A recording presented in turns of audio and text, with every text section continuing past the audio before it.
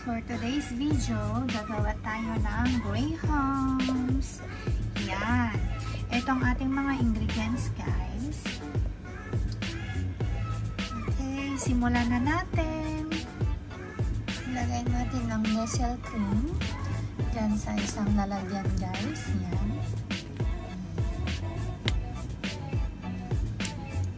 Matigas siya konti kasi nilagay ko siya sa fridge. Yan, lagay natin pag dalawang Nestle cream, isang condense ang ilalagay natin para hindi siya masyadong matamis. Kasi yun yung tamang-tamang lasa ng paggawa ng cream ng graham. Ito na ang pangalawa. Ayan, guys.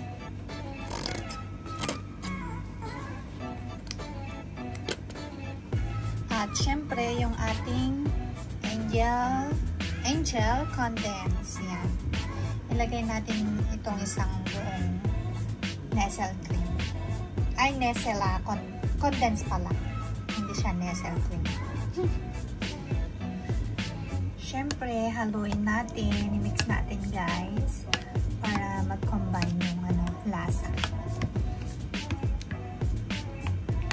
Pero hindi ko alam sa iba kung paano sila gumawa kasi for me, mas masarap pag ganito. Dalawang Nestle cream at isang lata ng condensed milk. Yan, mix lang natin, guys, ha. Meron pa siyang buo-buo, guys, pero hintayin muna natin hanggang sa At ito nga pala yung ating Nestle, no, not Nestle, Fiesta Fruit Cocktail. Ayan. Kasi walang 2 days dun sa pinagbilan ko dati. Kaya, ito na lang yung binili ko. Which is, masarap naman siya. Ayan. Guys, ayan. Nalagay ko na yung fruit cocktail. Umpisahan na natin. Ayan. I-layer-layer lang natin siya, guys, ha.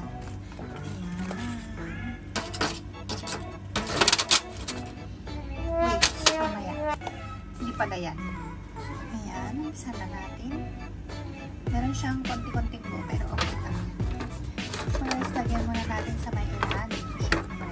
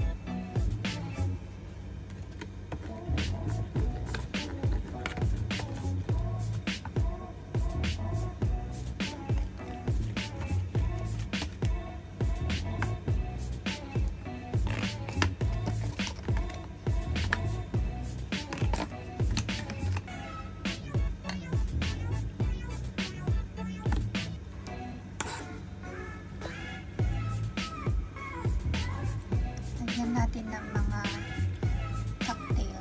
Yan. Pineapple. Ayan, nailagay ko na naman siya, guys. Another layer.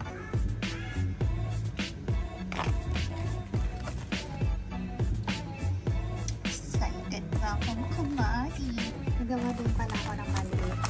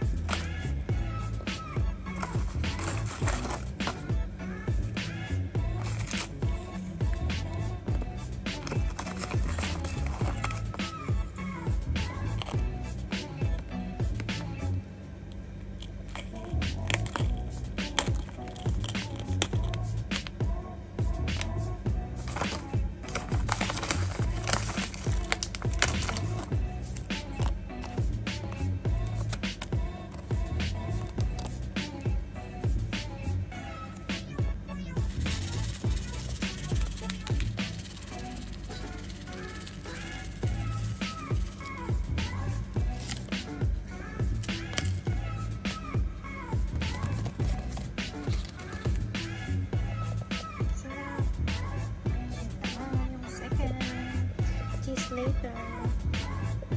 At ito na nga. May cheese na siya. Ilalagay ko na to guys sa fridge. At pati yung isa. Ito na nga guys yung ating nagawa. Dalawang maliit. Tapos malaki. Tapos yung sobra ginawa ko siyang fruit salad. Yan. Kakainin ko lang yan. So hanggang dito na lang yung ating vlog. Thank you for watching guys. See you again next time.